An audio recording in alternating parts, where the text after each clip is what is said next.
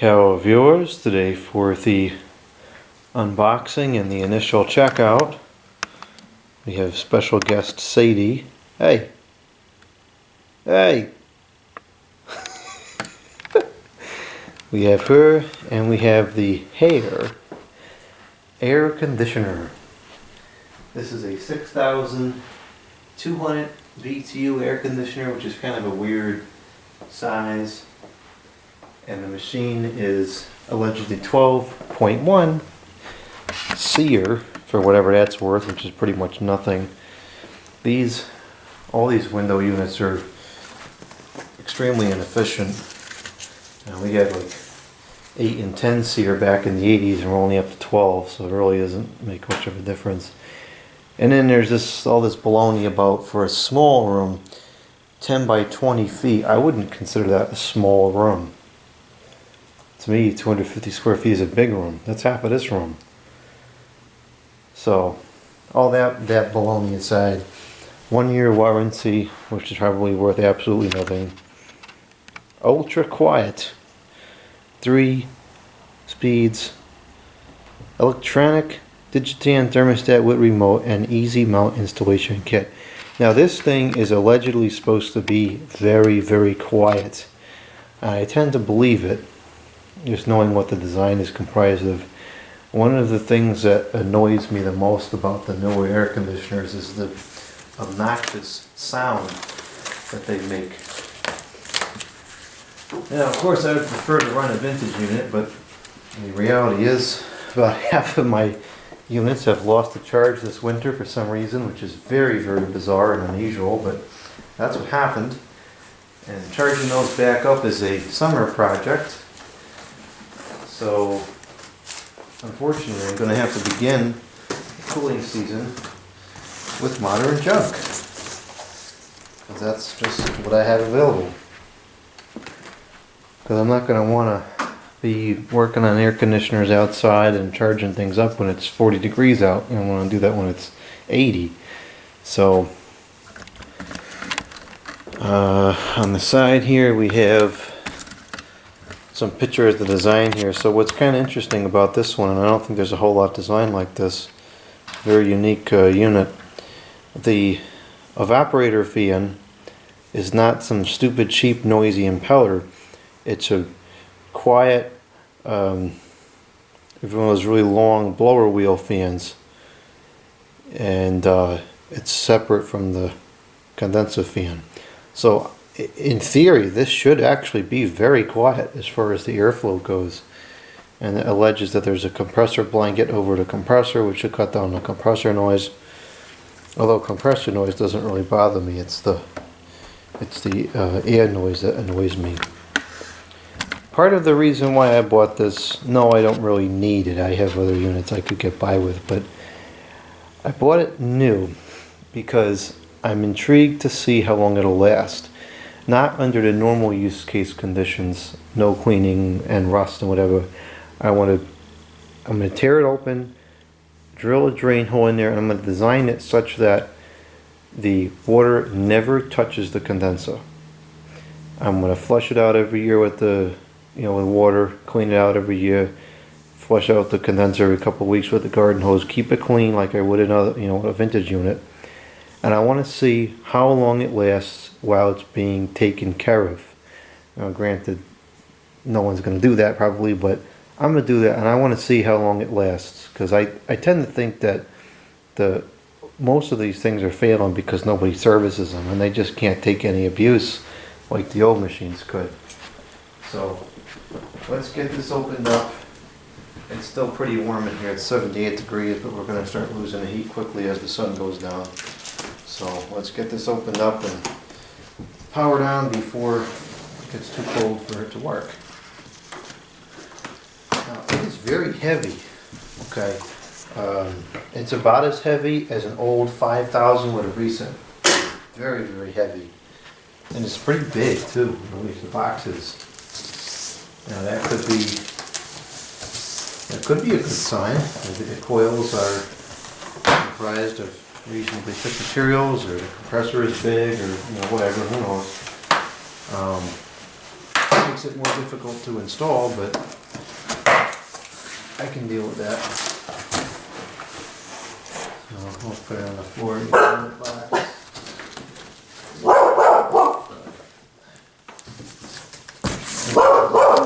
It's very difficult.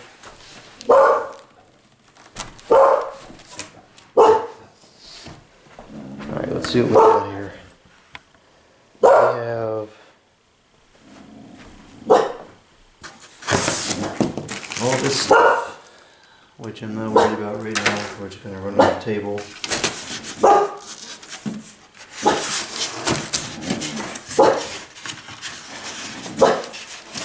We have this thing for the top of it. Alright, that's enough. Before I head out to walk the girls down the street.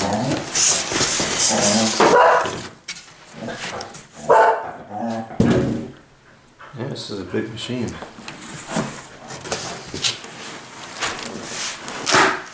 Hey.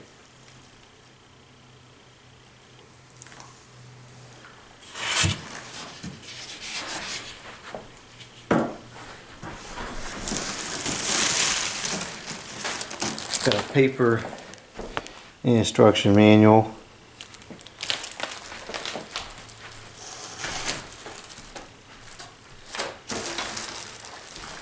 Yeah, this machine is very large. Huh.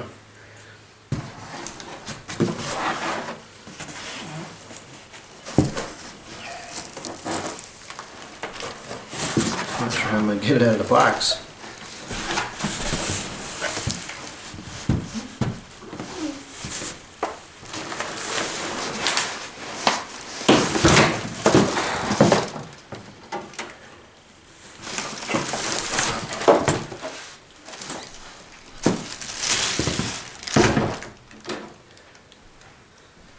Okay,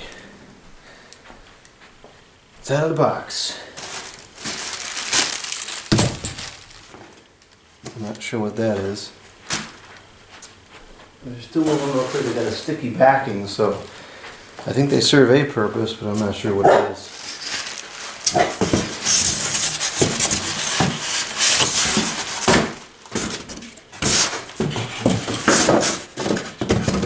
Okay. So here's the machine itself.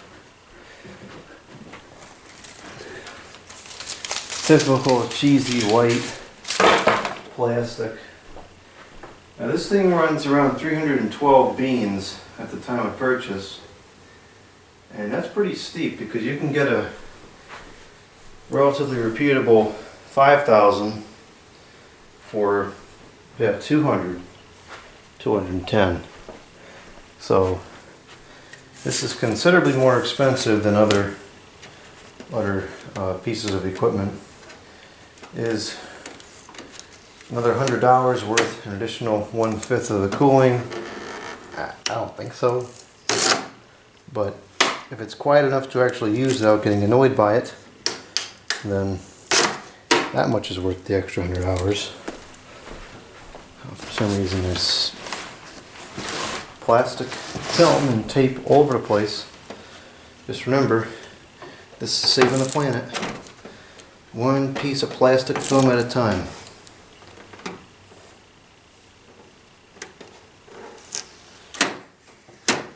All this putting this into the trash, this is saving the planet, allegedly. So is this. This is saving the environment. I truly cannot fathom why the entire cord has to be wrapped in plastic film.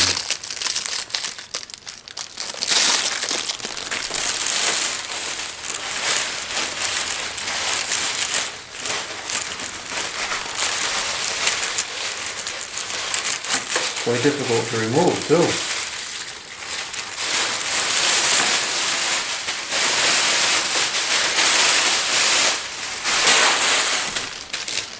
Incredible. And of course it's got this gigantic GFI plug. I guess it's designed to go up the window, or if the outlets are installed to code, it would be like that.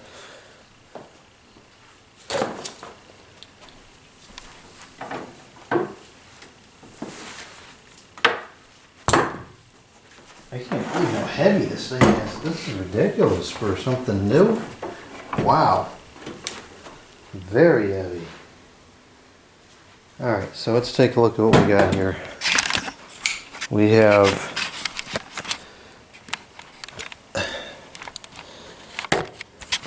looks like copper coils, which is surprising. Usually they're all some cheap whatever they make now, aluminum alloy or something. The fan has the stupid slinger wheel on it, so it is going to fill up with water.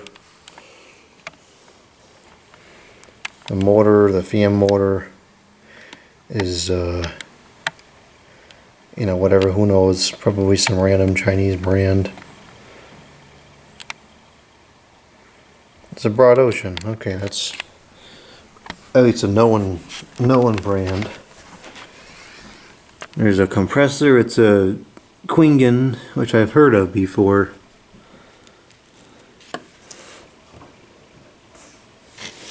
Yeah, looks pretty reasonable. Here's the model number and the information.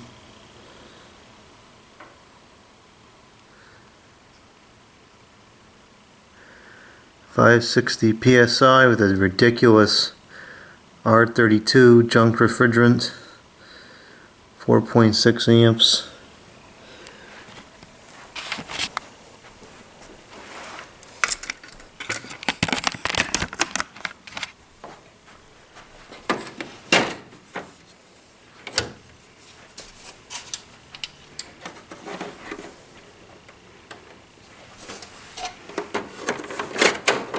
Filter comes out pretty easily. It's a pretty standard looking coil. We got a thermometer there. Looks like it'd be fairly easy to clean. I don't know what that is. Alright, let's plug this thing in.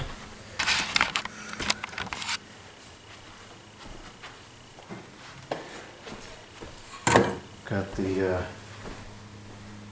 kilowatts thing here so we can see. Actually, we're not going to be able to see, I don't think, because the plug is going to cover the display.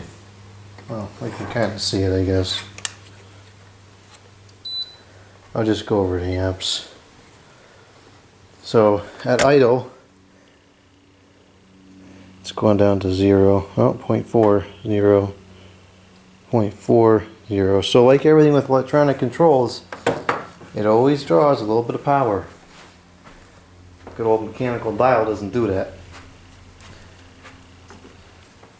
So the registers here,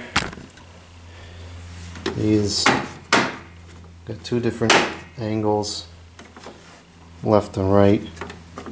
It does blow completely away from the evaporator input, so that's good at least. Let's go ahead and turn this thing on.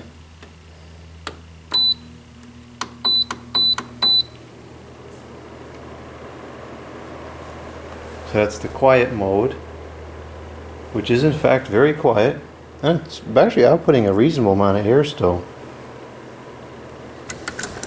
The condenser fan turned on briefly. It is a ball bearing motor, or it certainly appears to be a ball bearing motor.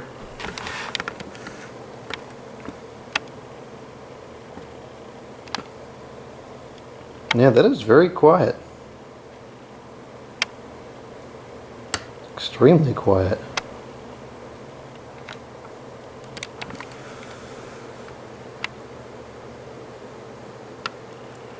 It looks like it's on centigrade, because it certainly isn't 20 degrees in here. We might need the remote to access the additional features of the control set, although I don't really feel like getting remotes out right now, but I might have to.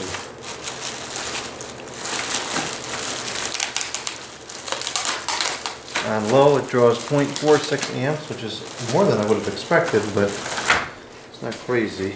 Oh yeah, see the remote has a lot more buttons on there. Well, this is nice. That is super quiet. We'll just get the remote going real quick here. It's got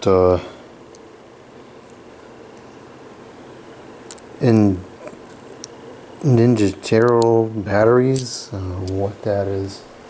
I've never heard that before.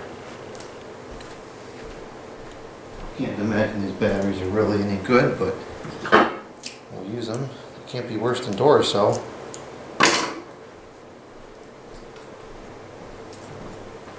Alright, so that's the low.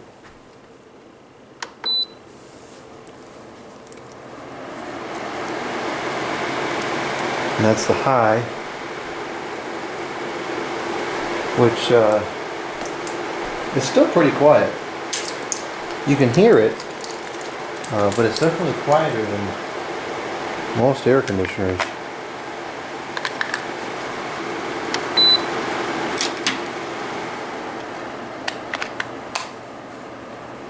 Yeah, that is really exceptionally quiet.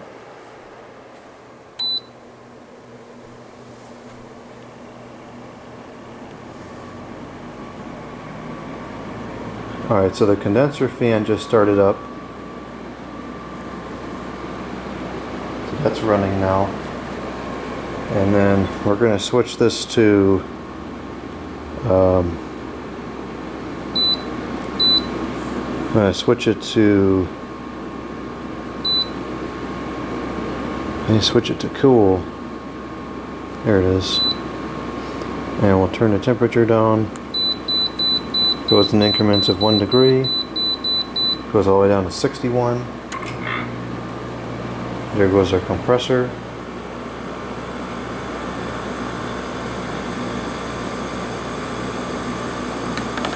And the compressor is very quiet. It's pretty much inaudible.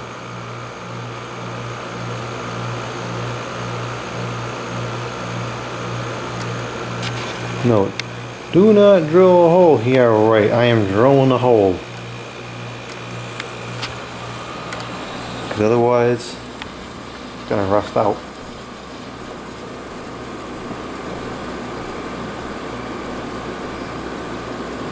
Pretty good airflow out of the back here. One of the things that I like about this design with the two motors is that the condenser fan is always going to be getting its full cooling capacity, because normally the fans are on the same motor, so you put the inside on low and not a lot of air is going through the back either. So this is better, because now you can turn the thing down on the inside and the condenser is still getting good cooling.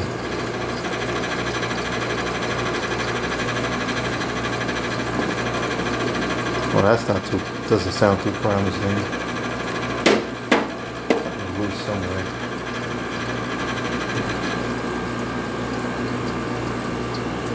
I can hear the refrigerant going through there. It's getting a little bit cooler, but not much.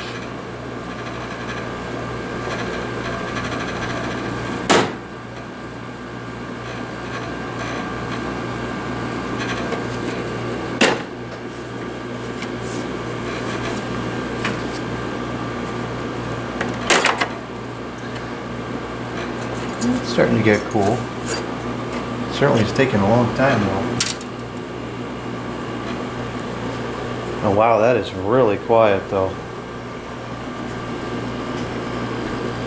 It's getting cold now. I'll have to figure out what that reverberation is in there. It looks like the air or the water is going to go out that channel. So what I'll probably do is right at the end where it comes out, I'll drill a big hole and I'll put silicone around it so it can't go past there. So all the water will go right out. And hopefully that will keep the rust at a very minimum.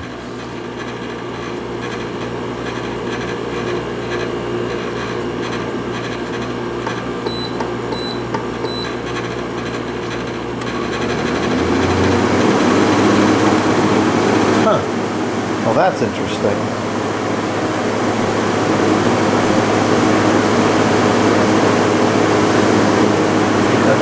fan just changed speeds. And it too is now running much faster, and actually the amount of air that it's blowing out is unbelievable. It's going to move in a plant all the way across the room. That's weird. I didn't know, but I thought it would have done.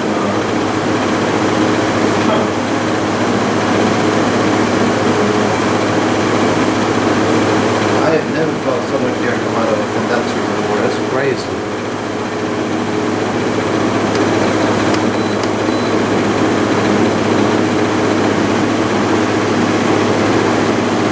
So it looks like between high and medium, it keeps the condenser fan at full power. And then when we go to quiet, it tones it down. Now I'm not sure how much of a difference that would make on the inside, because a lot of that condenser fan noise will be blocked by the window. Something's just a little bit loose over here somewhere. Well, I have to say, that is exceptionally quiet. It really is. It runs pretty smooth. I don't feel a lot of vibration. The fans don't seem to be out of balance. It's not R22 cold, but it's getting reasonably cold.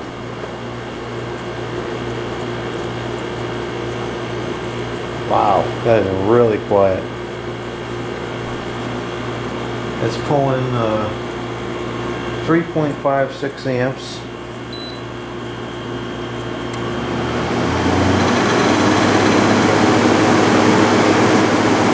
And that pulls 3.67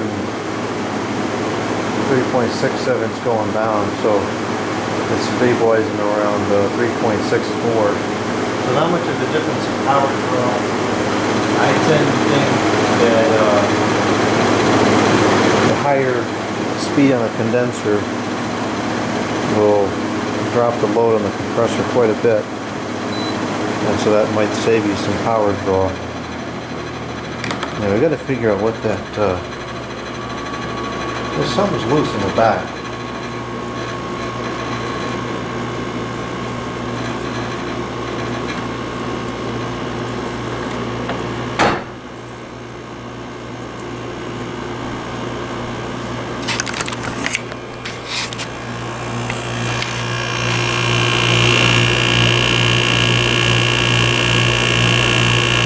Pretty quiet. The temperature. So in here, the temperature is about 73 degrees. And coming out, we have approximately 35. That's working pretty good.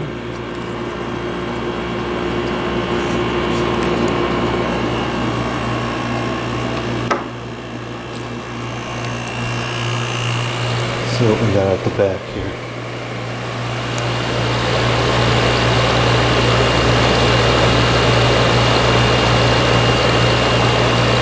Bad. Yeah, there's a lot of air moving through that condenser. That's surprising, especially on the high speed. Very surprising. Well, I'm pleasantly surprised with this. This is definitely one of, if not the quietest, newer air conditioners I've ever used. And it's definitely getting pretty cold now. Now the electronics controls I don't like, but at least here the light can turn it all off. So if you was to use this in a bedroom, no disruptions at night. So that's good. That's off. It does beep, which I don't care for, but it's a very quiet beep. It's not obnoxious. We got timers, and of course we got these gimmick things like dehumidify. It's the same thing. It's just it's stupid. It's no different than cooling. Either the compressor's on or it's off. So that's a total gimmick. Dehumidify versus cool. What a joke.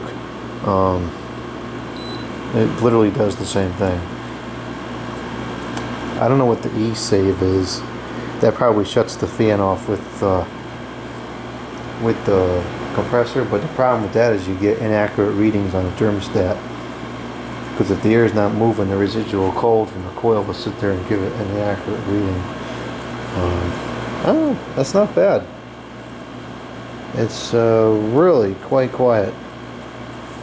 So I'm going to do a tear down on this to put the drain hole in, and then we'll put it in service and see what happens. Hopefully it lasts a long time, because this is a really nice quiet machine. I have some doubts, but I mean, it doesn't seem too bad. Very interesting.